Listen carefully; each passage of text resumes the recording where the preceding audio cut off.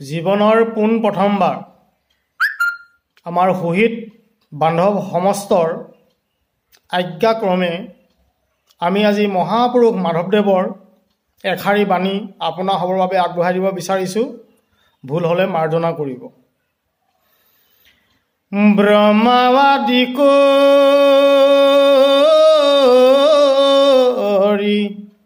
জীৱজত ৰাম ৰাম ৰাম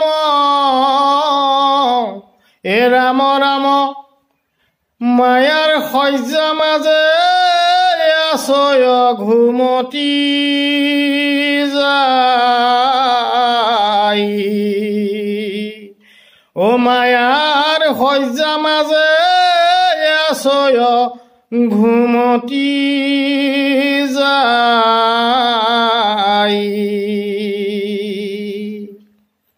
হে মোৰ কৃপালু বাপ বান্ধৱ আই মাতৃ হওক, মহাপুৰুষ মাধৱদেৱে নামঘোষাৰ 659 নম্বৰ ঘোষাজোকাত এটি কথা সুন্দৰভাৱে উল্লেখ কৰিছে যে ব্ৰহ্মাকে আদি কৰি এই সংসাৰত যিমান জীৱ আছোঁ, গছ বন তৰু লতা পক্ষী পশু মানৱ যিমান জীৱ আছোঁ, ব্ৰহ্মাকে আদি কৰি অৰ্থাৎ দেৱতাৰ সমস্তক জীৱ বুলিয়ে মহাপুৰুষ মাধৱদেৱে উল্লেখ কৰিছে।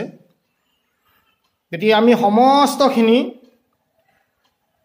মায়াৰ শয্যা মাজে, মায়া মানে হৈছে অজ্ঞানতা, শয্যা মানে হৈছে বিচনা, মাজে মানে মাজত, অৰ্থাৎ অজ্ঞানতাৰ বিচনাৰ মাজত আমি সকলো টোপনি গৈ আছোঁ। আছয় ঘুমতি যায়, ঘুমতি মানে হৈছে টোপনি যোৱা।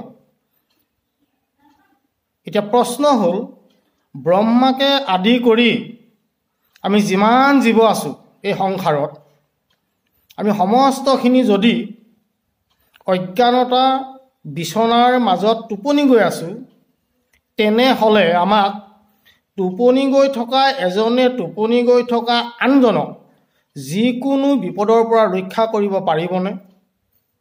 আকৌ কৈছোঁ, টোপনি গৈ থকা এজনে টোপনি গৈ থকা আনজনক যিকোনো বিপদৰ সন্মুখীন হ'লে উদ্ধাৰ কৰিব পাৰিবনে বা ৰক্ষা কৰিব পাৰিবনে? নিশ্চয় নোৱাৰে।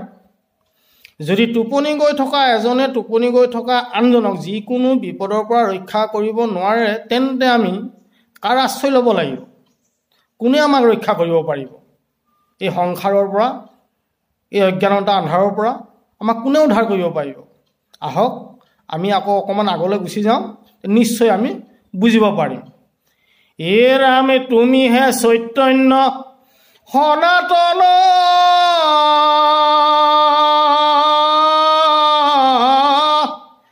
ৰাম ৰাম ৰাম ৰাম ৰাম ও আমি অচেতন নিয়োক নাথ জগাই।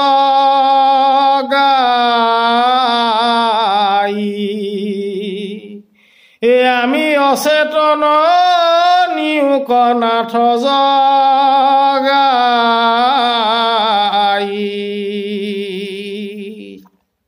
এতিয়া আমাক কোনে জগাই লৈ যাব পাৰিব বা আমাক উদ্ধাৰ কৰিব পাৰিব?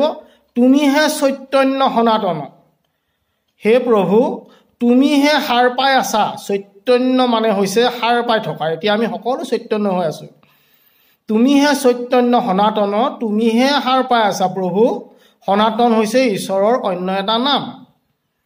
সেইকাৰণে মাধৱ পুৰুষে আকৌ কৈছে, সদানন্দ সনাতন হেনয় কৃষ্ণক উপাসা কৰোঁ হৃদয়ত।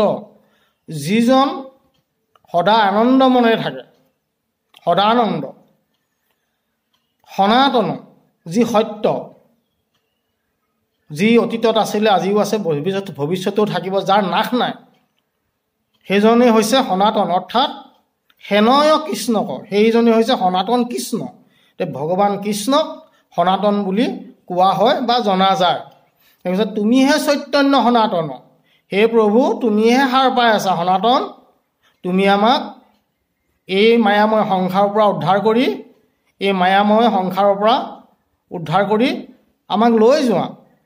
তুমিহে চৈতন্য সনাতন, আমি অচেতন নিয়োগ নাথ জগাই, আমি সকলো অচেতন হৈ আছোঁ, তুমি আমাক লৈ যোৱা। হে নাথ, নাথ মানে হৈছে গৰাকী, আমাৰ এই জীৱৰ সমস্ত জীৱৰ গৰাকী হৈছে প্ৰভু ভগৱন্ত নাথ।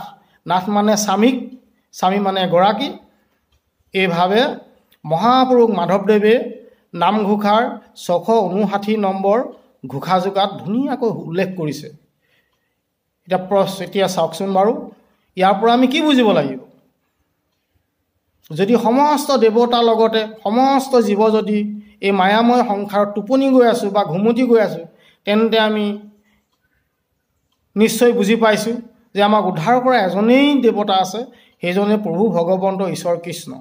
গতিকে আমি সমস্ত দেৱতা ধৰ্ম ত্যাগ কৰি কেৱল মাত্ৰ ঈশ্বৰকে যে ভজনা কৰিব লাগে, এই কথাটো অতি সুন্দৰভাৱে এই ঘোষাযোগাত উল্লেখ কৰিছে। আমি মাত্ৰ সহজে বুজিব পৰাকৈ, বিশেষকৈ আমাৰ উঠি অহা নৱপ্ৰজন্মৰ বাবে এই ভিডিঅ'টি আগবঢ়াইছোঁ। আমাৰ শহীদ বান্ধৱ সমস্তই আমাক এই উপদেশটি দিয়াৰ বাবে আমি তেখেতলোকৰ আজ্ঞা শিৰোগত কৰি আমি ভিডিঅ'টি আগবঢ়াইছোঁ। তাত কিবা কাৰণত অগা পিছা নাই বা ভুল যেন অনুভৱ কৰিলে আপোনালোকে আমাক কৃপা কৰিব বুলি সবাৰ অতি শ্ৰী চৰণত আমি সেৱা নিবেদন কৰিলোঁ। কৃষ্ণ কৃষ্ণ কৃষ্ণ, জয় গুৰু শংকৰ কৃষ্ণ।